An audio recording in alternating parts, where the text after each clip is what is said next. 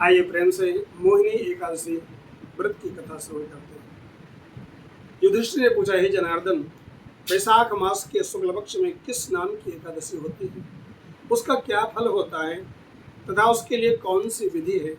भगवान श्री कृष्ण कहते हैं, महाराज, पूर्व काल में परम बुद्धिमान श्री रामचंद्र जी ने महर्षि वशिष्ठ से यही बात पूछी थी जो आज आप मुझसे पूछ रहे हो। श्री राम जी ने कहा, हे भगवान, जो समस्त पापों का क्षय तथा सब प्रकार के दुखों का निवारण करने वाला व्रतों में जो उत्तम व्रत है उसे मैं सुनना चाहता हूँ। वशिष्ठ जी बोले, श्री राम, तुमने बहुत सुंदर बात पूछी है। मनुष्य तुम्हारा नाम लेने से ही सब पापों से शुद्ध हो जाता है, तथा लोगों के हित की इच्छा से पवित्र में भी पवित्र उत्तम व्रत का वर्णन करता हूँ। वैशाख मास के शुक्ल पक्ष में जो एकादशी होती है उस एकादशी का नाम है मोहिनी एकादशी। ये सब पापों को हरने वाली बहुत ही उत्तम तिथि है। उस व्रत के प्रभाव से मनुष्य मोहजाल तथा पातक समूह से छुटकारा पा जाता है। सरस्वती नदी के रमणीय तट पर भद्रावती नाम की एक सुंदर नगरी है। वहाँ द्रव्यमान नामक राजा, जो चंद्रवंश में उत्पन्न सत्य प्रतिज्ञ थे, वहाँ राज्य करते थे। उसी नगर में एक वैश्य रहता था जो धन दान से परिपूर्ण और बहुत ही समृद्धशाली था। उसका नाम था धनपाल।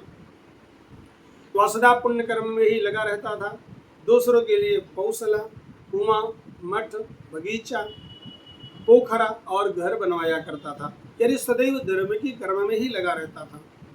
भगवान विष्णु की भक्ति में उसका बहुत ही अनुराग था। वह सदा शांत रहता था। उसके 5 पुत्र थे।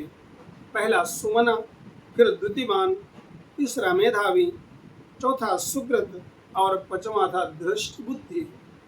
धृष्टबुद्धि ये 5वां बेटा था उसका। वो सदा बड़े बड़े पापों में ही संलग्न रहता था। जुए आदि दुर्व्यसनों से उसकी बड़ी आसक्ति थी। वह वैश्याओं से मिलने के लिए सदैव लालायित रहता था। उसकी बुद्धि न तो देवताओं के पूजन में लगती थी, न पितरों की तथा ब्राह्मणों के सत्कार में कहीं भी नहीं लगती थी। वह दुष्टात्मा अन्याय के मार्ग पर चलकर पिता का सारा धन बर्बाद कर दिया करता था। वह वैश्या के गले में बांह डाले चौराहे पर घूमता देखा गया। तब पिता ने उसको घर से बाहर निकाल दिया तथा बंधु बांधवों ने उसका परित्याग कर दिया।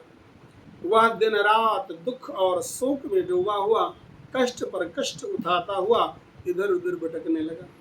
एक दिन किसी पुण्य के उदय होने से वह महर्षि कौंडिल्य के आश्रम में जा पहुंचा। वैशाख का महीना था। तपोधन कौंडिल्य गंगा जी में स्नान करके अभी भी आए थे। दृष्टबुद्धि शोक के भार से पीड़ित हो मुनिवर कौंडिल्य के पास गया और हाथ जोड़ करके उनके सामने खड़ा हो गया। ब्राह्मण, हे द्विजश्रेष्ठ, मुझ पर दया कीजिए और कोई ऐसा व्रत बताइए जिसके पुण्य के प्रभाव से मेरी मुक्ति हो। कौंडिल्य बोले, वैशाख के शुक्ल पक्ष में मोहिनी के नाम से जो प्रसिद्ध एकादशी है, आप उसका व्रत करो। मोहिनी को उपवास करने पर प्राणियों के अनेक जन्मों के किए हुए मेरु पर्वत जैसे महापाप भी नष्ट हो जाते हैं। वशिष्ठ जी कहते हैं, श्री राम जी, मुनि के यह वचन सुनकर दृष्ट बुद्धि का चित्त प्रसन्न हो गया। उसने कौंडिल्य के उपदेश से विधि पूर्वक मोहिनी एकादशी का व्रत किया। राजन, उस व्रत के करने से वह निष्पाप हो गया और दिव्य देह धारण करके गरुड़ पर आरूढ़ हो सब प्रकार के उपद्रवों से रहित भगवान विष्णु को धाम को चला गया। इस प्रकार यह व्रत, मोहिनी का यह व्रत बहुत ही उत्तम है।